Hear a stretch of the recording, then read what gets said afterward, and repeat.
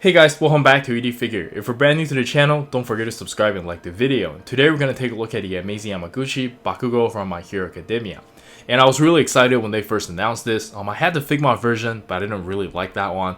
The articulation just wasn't good, the accessories wasn't enough, and most importantly, like the gauntlet was just too heavy, the joints got loose really fast. I think if you have the Figma version, you will know what I'm talking about. And the design is just way too cute, but maybe just for a different audience. But right now, looking at this, I can already tell this one is a lot better, or at least for me personally, I would like it a lot better. But let me know in the comments on what you think.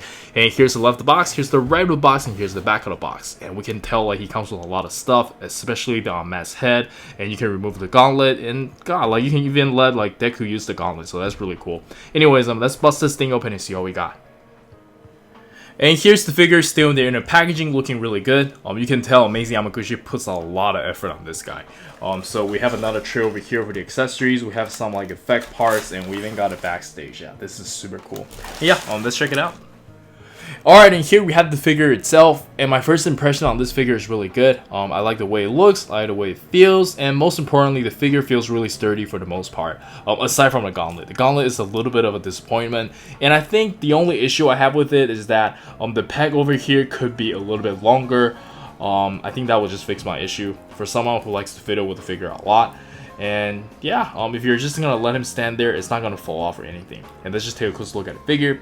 I love the attention to detail. The muscle is really good, the shading is really nice, and we even have like a joint over here for the mask, which is like a really big improvement over the Figma version. They definitely have a second mover advantage, and they make sure this figure doesn't suck.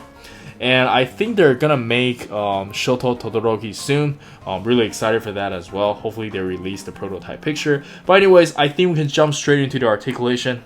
And yeah, let's check it out. And for the articulation, let's quickly go over it from the neck down. But with Revoltech, you already know it's gonna be good.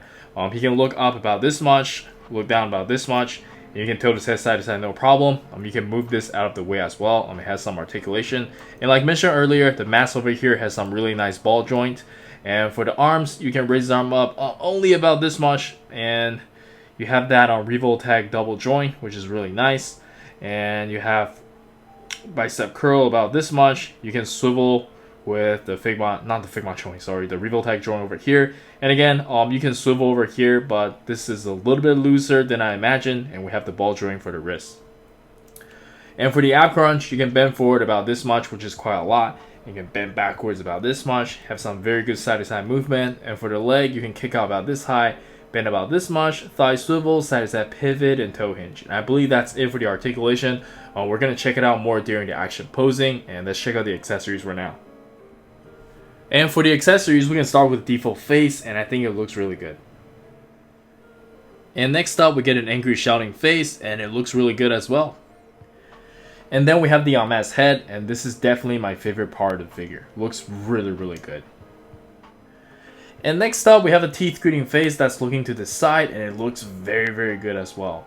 And it doesn't really matter, the eyes is looking to the side because all of them are interchangeable, which is really cool. And yeah, very nice feature. Unfortunately, I just realized the unmasked head doesn't have the interchangeable eyes feature. I didn't really understand why they do it this way, but as you guys can see, they are a little bit different, and yeah, this is a little bit disappointing to me. But I guess this is pretty cool too. And next up, we have the interchangeable forearms, and these are really sturdy. Unlike the gauntlet, it's even got the double peg. Yeah, that's really cool. And lastly, we get a pair of thumbs up hand and a display open hands for some effect parts. And here are the effect parts. Let me quickly show you guys. Here's the explosion effect, just more like wavy explosion effects. And then we have the, I forgot what this is called, it's the penetration skill that he uses. But yeah, I believe that's everything. We also have a stand, but I don't really care about that. And let's check out some action posing.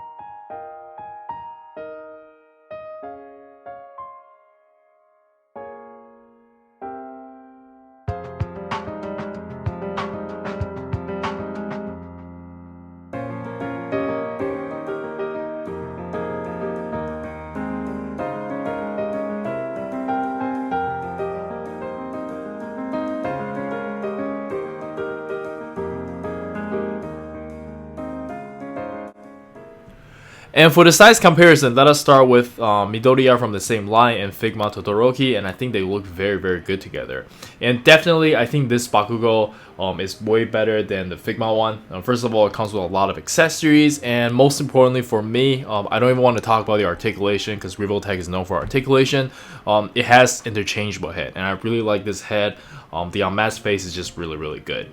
And you can take out a gauntlet, that's like a really big plus. So it comes down to accessories.